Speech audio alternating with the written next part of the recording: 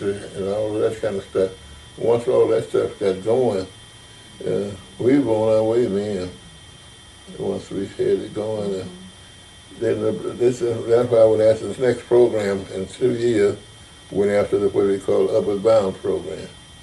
That's where we brought that program in, and had people going to the high school, start training the kids before they get to college, what they expect, and bring them in from high school.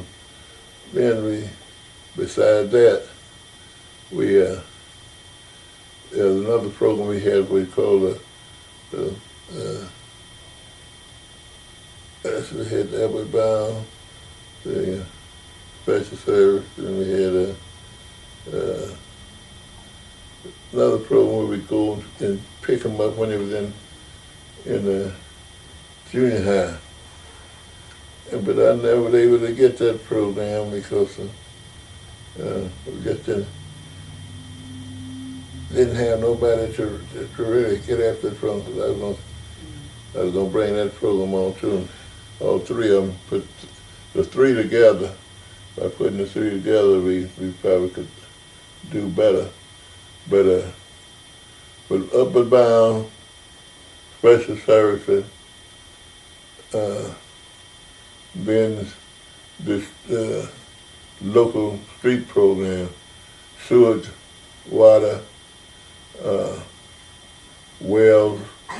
Once we got that going, then we had about as much as we could handle at that time. Then, because I had to work hard to keep my job going with McDowell, you know, and I kept that thing going. So, but it turned out to be really good. So.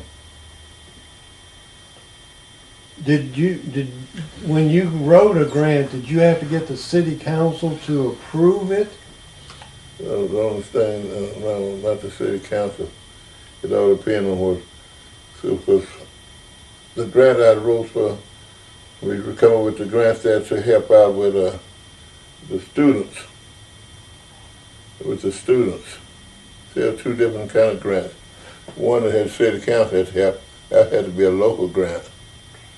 That was local. That's where we're doing something in the community, like water and sewage and electricity, paving streets, that kind of thing. Them were local. All right, then for the national, we had to go to with the colleges. Those were national level colleges, and Upward Bound was national level too. Well, yeah. For example, if you wrote a grant to pave the streets in the Norris community, did the city council have to vote on that and say, yeah, that's something we want to do, or they'd say, well, yeah, go ahead and see what you can do? Did they have to vote on it? Yeah, they'd vote on it. They would vote on it, and they would vote on it. They would vote for you, because this is something they wanted. They wanted all this for the city, but they just figured they never heard of it, because most of them city councilmen, a lot of them, you know, they didn't go to school, you know. When I say go to school, they not, most of them not college people. Most of the people on city council are farmers, dirt farmers, and people in the community. It wasn't college people, and them that better now, there was everybody that's on the city council now finished college. And they're educated now, but at that time they wasn't educated, you know. When I say educated, they were educated, but they didn't have that type of degree, their education. And they knew how the streets had to be paved. They knew that they needed good highways. They had trucks and things. They wanted to run over the road. They wanted to have this and this done. They wanted all this. They wanted streets paved. And they wanted this done. Well, they voted for something like that. They went along with it. But as far as that other grant there having to do with education, we had to get the educated people to do it. So it started, so the people who were thinking that the grants in the Norris community and maybe on the city council first of all, I thought, well, nobody's going to give any money for that. Yeah. And then also that, well, it's that not understanding how the grants work and then instead thinking you're going around begging for the money. What was the response once you finally said, hey, you know what, we got the money now? Yeah. Did they believe it then? Yeah, they believe it then. At first, they thought I was begging for. I took one through with me. I took the mayor one time with me on a trip over to Dallas, where we were talking to a group there, and he listened to me talk to the group, and he was saying, "Man, there's no way in the world I'd be begging these people." Like I say, do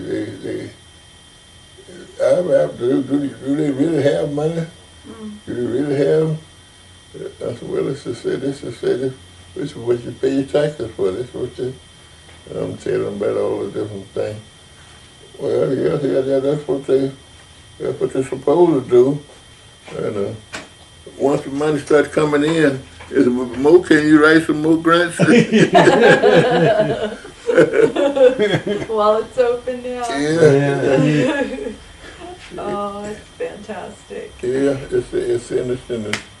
Once you get into, but to have people like with education, say English major, we'd be crazy about the English major because they know the correct words, they know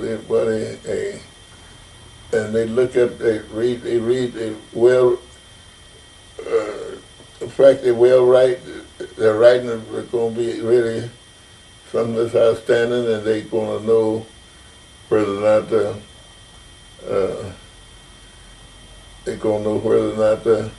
we're going to have people that really know what they're doing. These people know what they're doing. Man, who wrote that paper for you? Who did this or that? So it's just like in regular school, kids going to school, and those that the best writers really got going when they first started writing. The best writer one made it. And it's just about like that now. You better not start trying to write no grant, get no grant funded there, unless you've been to school and got people that really know what they're talking about now. Otherwise, you wouldn't get the first base. So. What about your training as a writer? You were writing programs before you came. What was your writing instruction like? Were you always a writer? Yeah, well, actually, I guess maybe I started with that stuff in high school, and we had started with in high school in veteran programs. That's during the time when I first getting into it, when Franklin D. Roosevelt was president. And during the time that he was president, I had a chance to look into